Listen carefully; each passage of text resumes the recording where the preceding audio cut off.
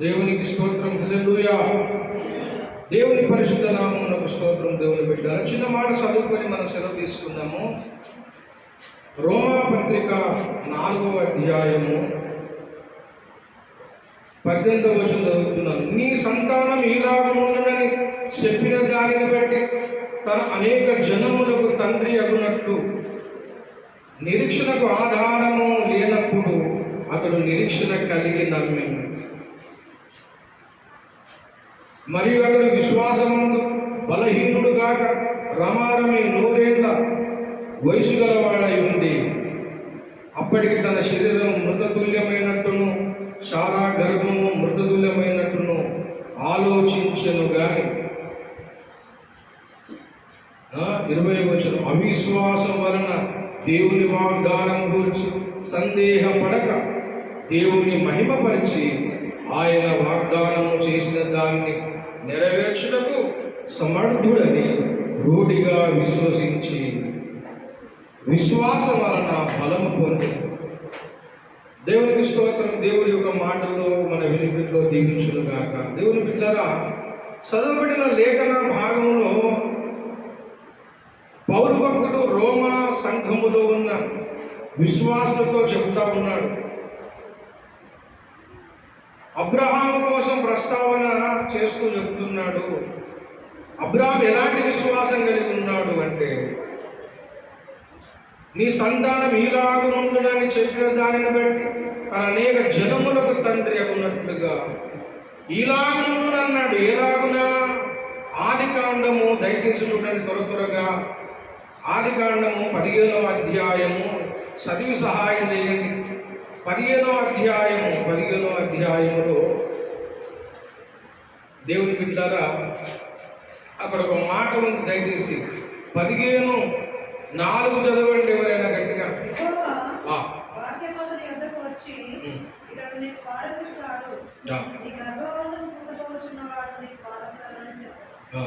మరియు ఆయన వెలుపలికి అతను తీసుకుని వచ్చి నీవు ఆకాశం వైపు తేరి చూచి నక్షత్రములను లెక్కించడానికి నీ చేతనైతే. అబ్రహాముతో ఏమంటున్నాడు అంటే, నీవు ఆకాశము తేరి చూసి నక్షత్రం లెక్కించడం నీ చేతనైతే లెక్కించుమని చెప్పి ఈ సంతానం అలాగునుండునని అబ్రహాముకు దేవుడు వాగ్దానం చేశాడు. దేవుని బిడ్డలారా, ఆదికాండం 22:17 చూడండి ఎవరైనా చదవండి. ఆదికాండము 22:17.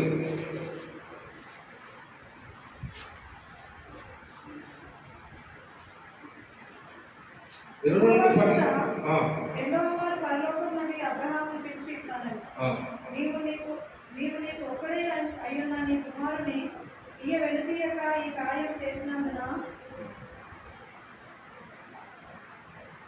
నేను నిన్ను ఆశీర్వదించి ఆకాశ నక్షత్రముల సముద్రమందలి ఇసుక లేని వలె నీ సంతానమును నిశ్చయముగా విస్తరింపజేస్తునన్నాడు. చాలు దేవుని బిడ్డారా. 17వ అధ్యాయము 2 చూడండి. 17:2 పక్కన ఆదికాండం 17:2 2 నుంచి 6 వరకు చదవండి. కటకట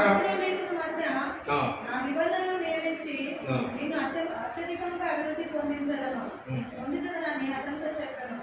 అబ్రహాము సాటిలో పడి ఉండగా దేవుడు అతనితో మాట్లాడి, ఇదిగో నేను నియమించిన నా నిబంధన నీతో చెప్పి ఉన్నాను. నీవు అనేక జనములకు తండ్రి అనబడును. మరియు ఇక మీదట నీ పేరు అబ్రహాము అనబడదు. నేను అనేక జనములకు తండ్రిగా నియమించి తిని అని చెప్తాను. చూసారా, దేవుడు వాగ్దానం చేశాడు. సముద్ర ఇసుకరేణి వల్ల చేస్తాను, ఆకాశ నక్షత్రం వల్ల నీ సంతానం చేస్తానని దేవుడు వాగ్దానం ఇచ్చాడు. మనం చదివిన మూల వాక్యంలో నీ సంతానం ఈలాగునుండును. ఈలాగునగా ఇంతవరకు చదివిన లేఖన భాగములు చెప్పినట్టు ఆకాశ నక్షత్రం వల్ల దేవుడు చేస్తానన్నాడు. దేవుని బిడ్డలు ఆకాశ నక్షత్రం వల్ల చేస్తానన్నాడు అబ్రహాము సంతానము. కానీ ఎప్పుడు అన్నాడు ఆ మాట అంటే, ఆయన 100 ఏళ్ళ గలవాడైనప్పుడు. దేవుని బిడ్డలు, అబ్రహాము వయసు ఎంత? రోమపత్రిక 4:19 అంటాడు, మరియు అతడు విశ్వాసమందు బలహీనుడు కాక రమారమి 100 ఏళ్ల వయసు గలవాడై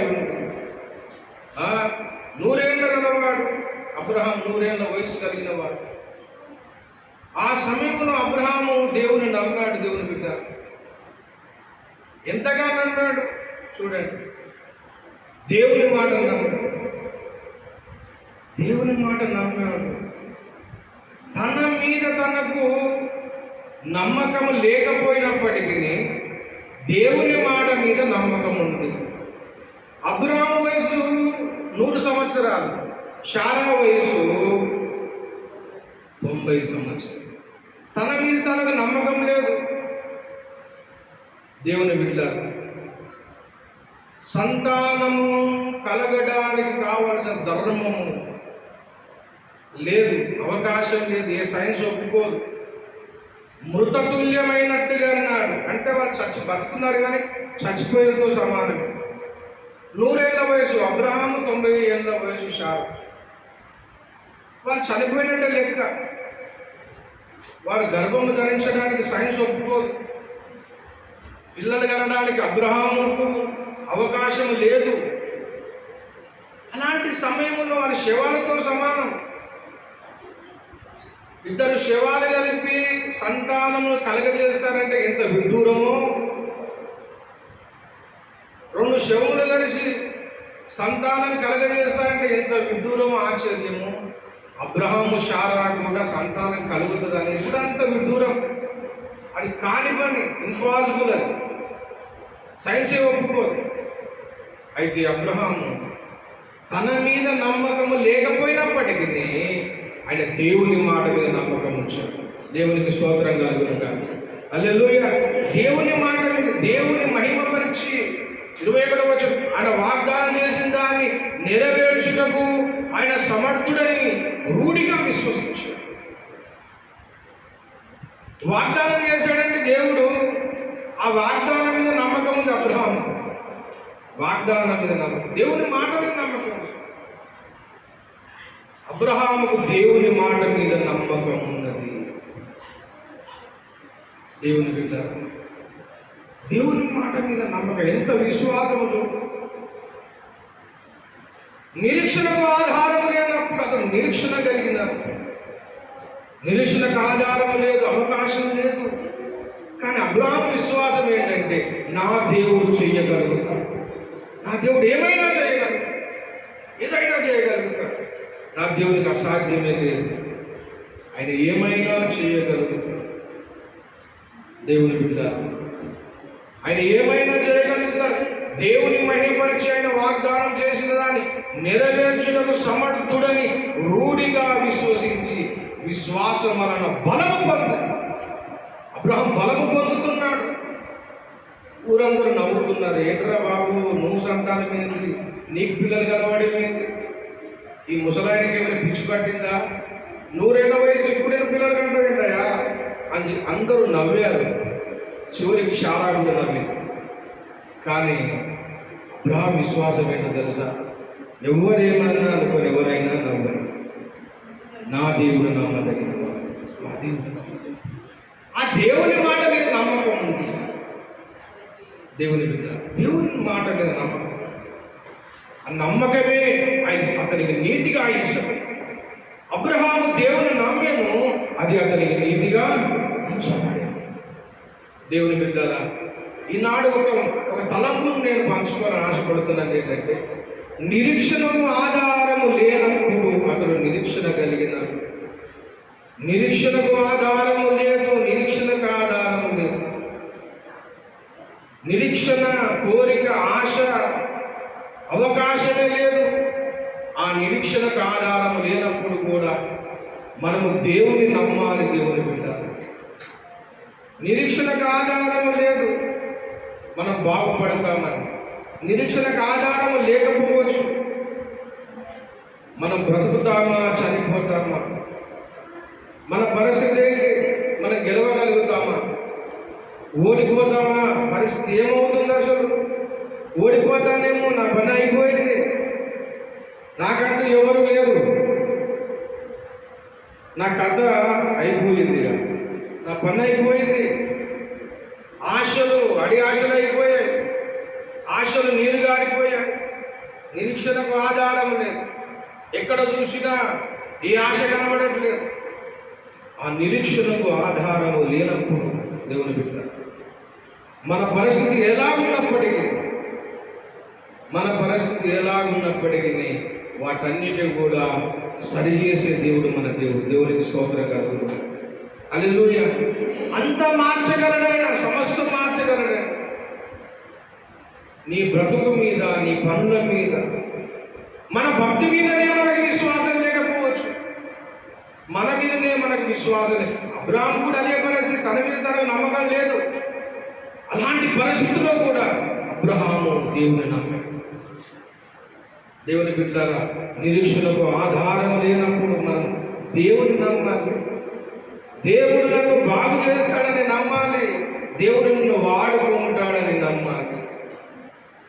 దేవుడు కథ అంతా మార్చేస్తాడని నమ్మాలి. శత్రువులను మిత్రులుగా చేస్తాడని నమ్మాలి. శత్రువుల ఎదుట భోజనం సిద్ధపరుస్తాడని నమ్మాలి. ఆయన ఏమైనా చేయగలడని నమ్మాలి. బొగ్గును వజ్రము చేయగలడు ఆయన. బలహీనుని బలవంతును చేయగలడు ఆయన. పిరికి వారి ధైర్యవంతునిగా చేయగలడు ఆయన.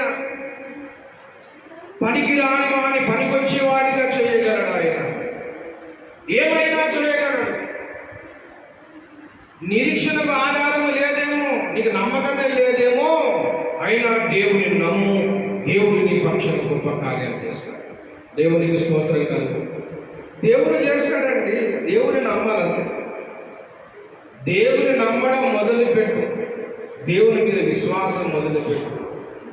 దేవునికి అప్పచెప్పి దేవుడు చూస్తాడు, దేవుడు చేస్తున్నాడు. అందుకే అన్నాడు ఫిలిప్పీ పత్రిక 4:6, దేని కోసం చింతపడకూడదు కానీ ప్రార్థన విజ్ఞాపన చేత కృతజ్ఞతాస్తుతులు చెల్లించి ప్రార్థన చేయండి, సమస్తము సమాధానం మీకు కలుగజేస్తాడు అంటాడు ఫిలిప్పీ పత్రిక 4:6. దేనికోసం చింతపడకూడి ప్రార్థన చేయండి, ప్రార్థన విజ్ఞాపన చేత దేవుడు చెప్పండి. దేవుడు సరి చేస్తాడు, దేవుడు సహాయం చేస్తాడని లేఖనము సెలవిస్తూ ఉంది.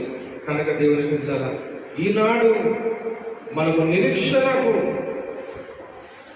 దేవుని మీద ఆశ పెంచుకుందాం. దేవుని నమ్ముదాం. మనుషులు నమ్మితే కాదు, మనుషులు నమ్ముకున్నా కాదు, మనల్ని మనమే నమ్ముకున్నా కాదు, మనము దేవుని నమ్ముదాము. దేవుడే సరి చేస్తాడు, దేవుడే సమకూరుస్తాడు, దేవుడే మాట్లాడుతాడు, దేవుడే అద్భుత కార్యం చేస్తాడు. ఇది జరుగుతుందా, ఇది అవుతుందా అని మనకు సందేహం ఉండొచ్చు. నేను చెప్తున్నాను ఒకటే, అబ్రహాము పరిస్థితిలోనికి మనం ఆలోచించాలి. నిరీక్షించడానికి ఆధారమే లేదా అయినా దేవుని నమ్మి ఎప్పుడైతే దేవుని మాట నమ్మాడో ఆయన దేవుని బిడ్డారా ఆకాశ నక్షత్రం వల్ల ఇష్టరేణు వల్ల సంతానం విస్తరించి దేవుని స్తోత్రం కలుగుతుంది. ఆకాశ నక్షత్రం వల్ల తన సంతానం చేశాడు. ఈ దినమున మనం కూడా నిరీక్షణకు ఆధారం లేకపోయినప్పటికీ, ఏ ఆధారం లేకపోయినప్పటికీ దేవుని నమ్ముదాము. దేవుడు సమస్తం మన పక్షం చేయగలడు, సమస్తం సరి చేయగలడు, అద్భుతాలు చేయగలడు, ఆశ్చర్య కార్యాలు దేవుడు చేయగలడు. దేవుని బిడ్డ మన జీవితాలలో గొప్ప కార్యాలు దేవుడు చేయడానికి సిద్ధముగా ఉన్నాడు. దేవుడు మన కార్యాలు మన పట్ల మన విడువలేదని నమ్మి విశ్వసించి ఆ వాగ్దానం స్వతంత్రించుకుంటూ సెలవు తీసుకున్నాము. ప్రార్థన చేద్దాం. ప్రేమ కలిగిన మా పరిశుద్ధ పరమ తండ్రి యేసయ్యా, నీకు స్తోత్రం. నిరీక్షణకు ఆధారం లేన అబ్రహాము నమ్మాడు, నిరీక్షణ కలిగిన దినములైనా మా పరిస్థితులు, మా స్థితిగతులు అయ్యా చుట్టూ ఉన్న పరిస్థితులు చూస్తుంటే అసలు నిరీక్షించడానికి ఆధారమే లేదు. కానీ ప్రభువా, నేను నమ్ముతున్నాము, ఏమైనా చేయగలవు. నేను నమ్ముతున్నాము, నువ్వు సమస్తము చేయగలవని, నువ్వేమైనా చేయగలవు, అద్భుతాలు చేయగలవని, బతుకులు మార్చగలవు. అయ్యా, మా పట్ల గొప్ప కార్యం చేయగలవని నమ్ముతున్నాను. ప్రతి వారికి నాయన జీవితాలలో నాయన కావాల్సిన అద్భుతాలు మీరు జరిగించమని ప్రార్థిస్తున్నాను. ప్రభు చూపించమని వచ్చిన బిడ్డలందరూ ఆశించి దీవించి పంపించమని యేసయ్య నామమున అడుగుతున్నాం మా పరమ తండ్రి. ఆమేన్. తండ్రి దేవుని ప్రేమ, కుమారుని యొక్క కృప, పరిశుద్ధాత్మ సహవాసానికి గురువులు మనకు భూలోకమందు సకల భక్త కోటి సదాకాలం కూడా ఆమేన్ ఆమేన్ ఆమేన్. యేసు రక్తమే ఇచ్చి, ప్రవేశ రక్తమే ఇచ్చి, ప్రవేశం సంపూర్ణం చేయబడుతుంది. ఆమేన్. అందరికీ వందనాలు. Praise lord.